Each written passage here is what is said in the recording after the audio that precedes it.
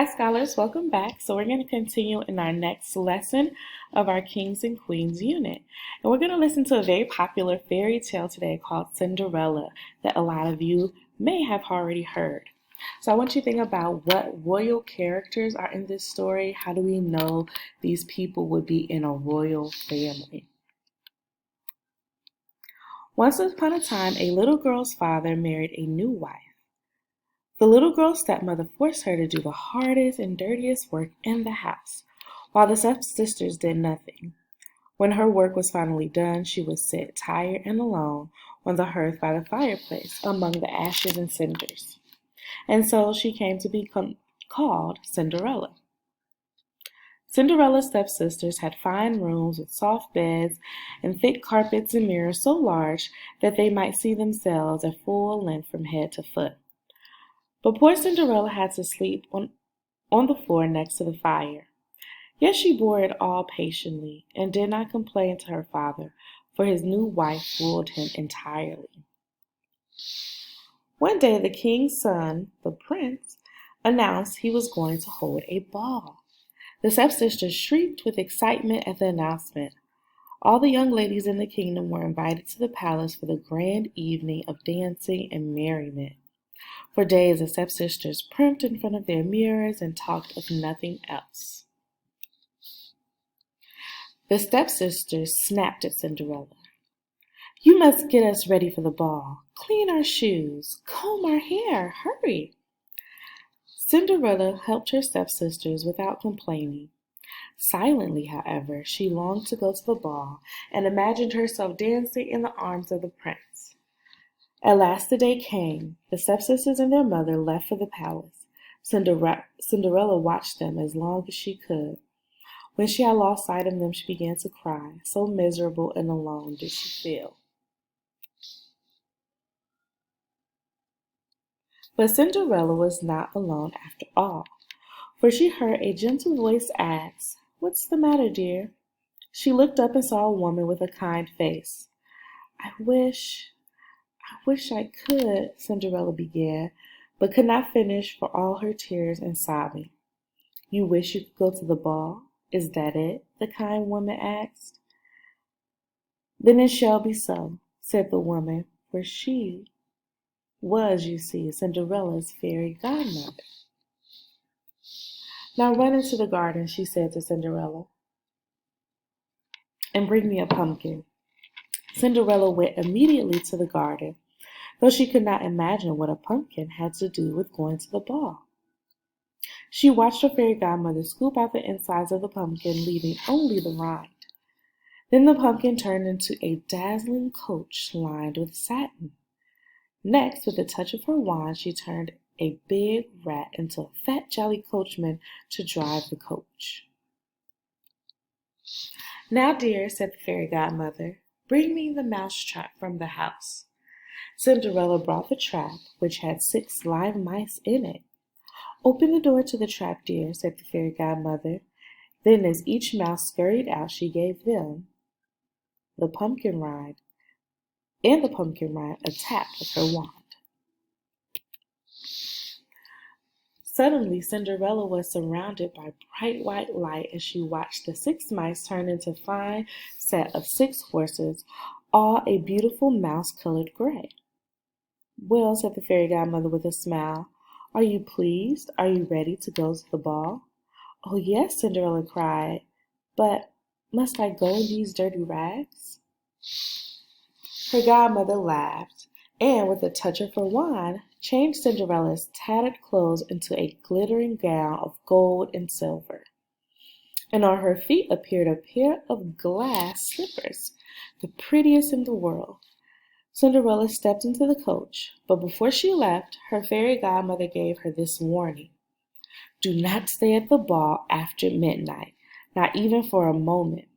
When the clock strikes 12, the coach will once again be a pumpkin, the horses mice, the coachman a rat, and your gown the same clothes you had on." Cinderella promised to leave before midnight.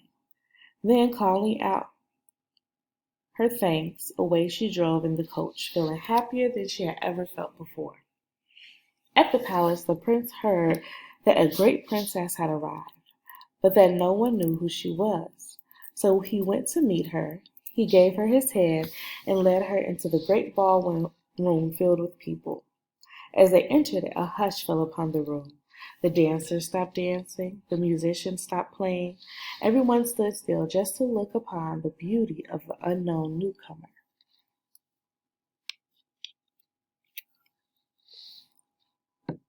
The prince asked Cinderella to dance with him. They danced together once, then twice, then again and again. Cinderella's face shone with happiness. Everyone at the ball looked on in admiration. Everyone, that is, but the two jealous stepsisters, who glared at the lovely lady, though they had no idea they were glaring at Cinderella. How quickly time slips away when the heart is happy. As Cinderella danced again and again with the prince, she heard the great bell of the palace clock begin to toll or ring. 1, 2, 3. Oh, she gasped. The clock. What time is it? The prince answered, midnight. Midnight? Cinderella's cheeks grew pale. She turned and fast as a deer ran out of the ballroom, down a long hallway, then a long staircase. At the foot of the staircase, she stumbled. One of her glass slippers fell off, but Cinderella could not stop. Already the clock had sounded its 11th strike. As she leapt breathlessly out of the castle into the darkness, she heard the clock sound the last strike of midnight. She felt her smooth gown turn into the rough cloth of her real clothes.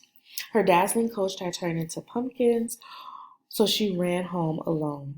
When she got there, she was out of breath and climbed the stairs to her cold attic room. Then she noticed she was still wearing one glass slipper. Now when Cinderella had ran from the palace, the prince had raced after her. And though he had not been able to catch her, he did find at the bottom of the staircase the glass slipper that had fallen off her foot. And that is why the very next morning the sound of trumpets woke the kingdom, and the prince announced that he would marry the woman whose foot fit the glass slipper. The prince sent men to try the slipper on the foot of every woman in the land. From house to house they went, trying the slipper on foot after foot, but on one foot the slipper was too long, on another too short, on another too wide, on another too narrow. And so it went until at last they came to the house of Cinderella and her stepsisters. One by one the stepsisters squeezed, pinched, and pushed, but the slipper would not fit. Then from the shadows, Cinderella stepped forth and said, "Let me see if I will fit it." "You," the stepsisters cried, "go back to the cinders where you belong." But one of the prince's men said that he had orders to try the slipper on every woman in the kingdom. He placed the slipper on Cinderella's foot, and it fit perfectly. The stepsisters' mouths dropped open in astonishment, and they were even more shocked when, from her pocket, Cinderella drew forth the other glass slipper. And now the stepsisters recognized Cinderella as the beautiful lady they had seen at the ball.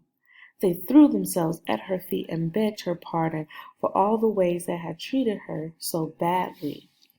Cinderella was so kind-hearted she forgave them and embraced them. Later, after Cinderella married the prince, she even invited her stepsister and stepmother to live at the palace. And there Cinderella and the prince lived happily ever after. And so here are our comprehension questions for Cinderella. How did Cinderella's stepmother and stepsisters treat her? Who suddenly appears to help Cinderella? Why did Cinderella have to leave the ball at midnight? What did she lose as she ran out of the ball? How did the prince decide to try to find Cinderella? What happened at the end of the story? Be sure to record yourselves or write out the answers and upload them to Class Dojo or Remind.